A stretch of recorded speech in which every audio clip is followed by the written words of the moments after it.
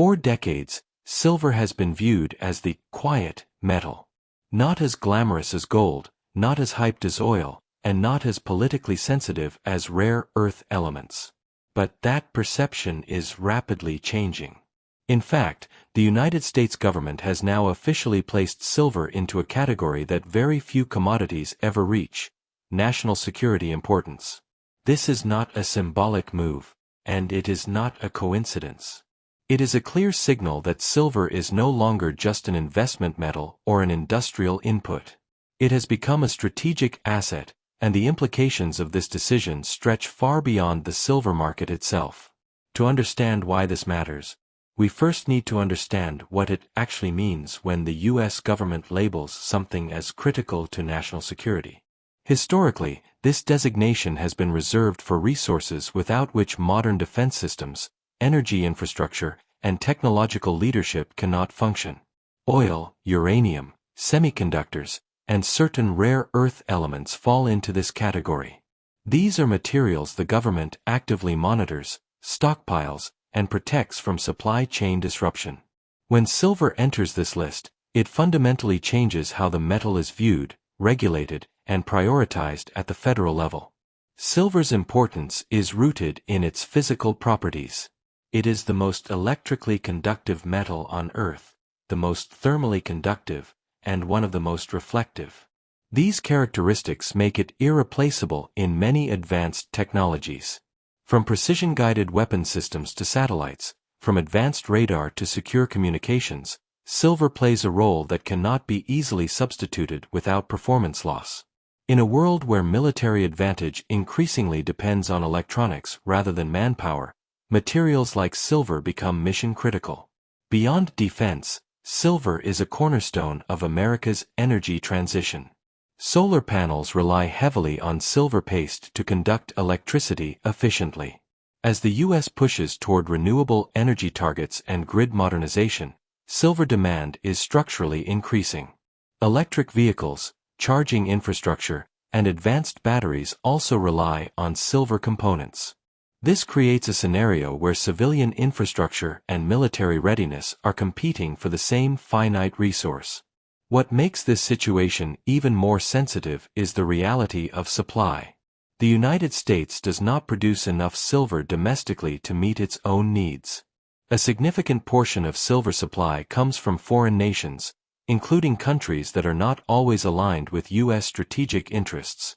Mexico, Peru, and China play major roles in global silver mining and refining. This level of dependence creates vulnerability. If geopolitical tensions escalate, supply chains can be disrupted, prices can spike, and access can be restricted. From a national security standpoint, that is an unacceptable risk.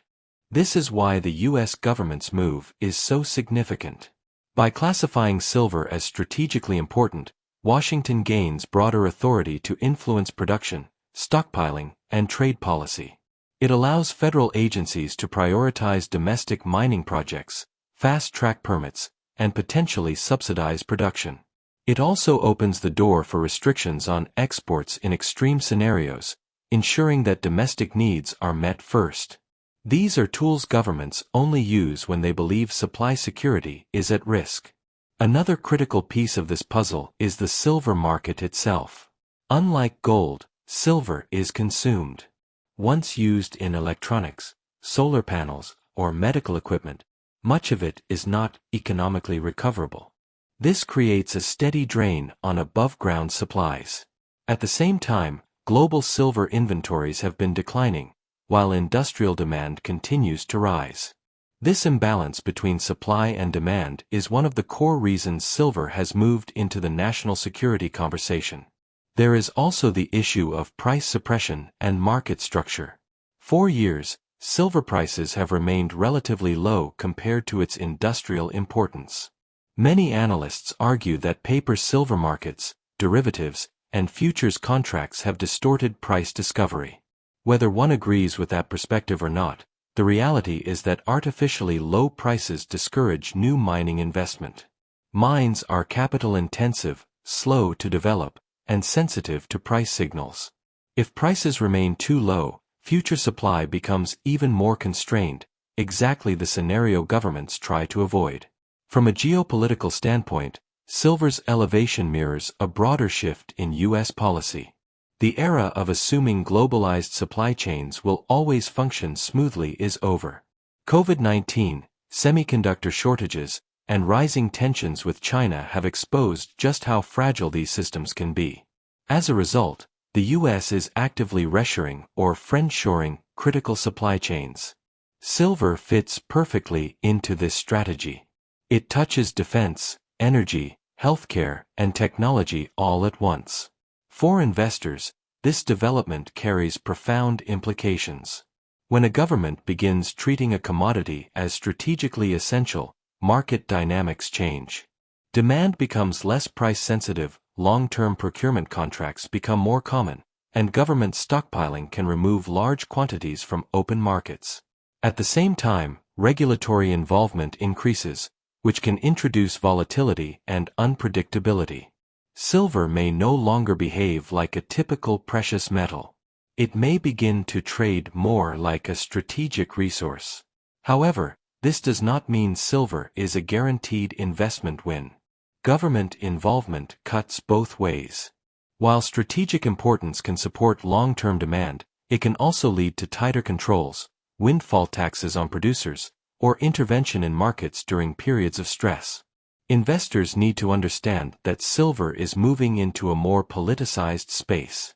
It is no longer just about inflation hedging or monetary policy. It is about national priorities and geopolitical realities. Another often overlooked aspect is how this decision affects the U.S. dollar system. Silver, like gold, exists outside of the fiat monetary framework. While the dollar remains dominant, growing concerns about debt, deficits, and monetary stability are pushing governments to rethink real assets. Silver's dual role as both a monetary metal and an industrial necessity makes it uniquely positioned in this environment. It bridges the gap between financial security and physical infrastructure. Looking ahead, the silver market is entering a new phase. Demand is no longer optional. It is embedded into national policy objectives. Supply is constrained by geology, economics, and geopolitics. And now, the U.S. government has effectively confirmed what many analysts have argued for years. Silver is essential, strategic, and irreplaceable in modern civilization. In conclusion, the U.S. government's decision to recognize silver as a national security asset is not about speculation or short-term price movements. It is about survival in a technologically complex, energy-intensive, and geopolitically fragmented world.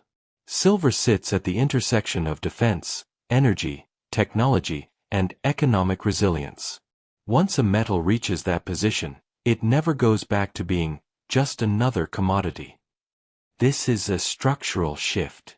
And history shows us that when governments reclassify resources this way, markets eventually follow. If you found this analysis useful, don't forget to like the video, subscribe to the channel for more deep, data-driven content, and turn on notifications so you don't miss what's coming next.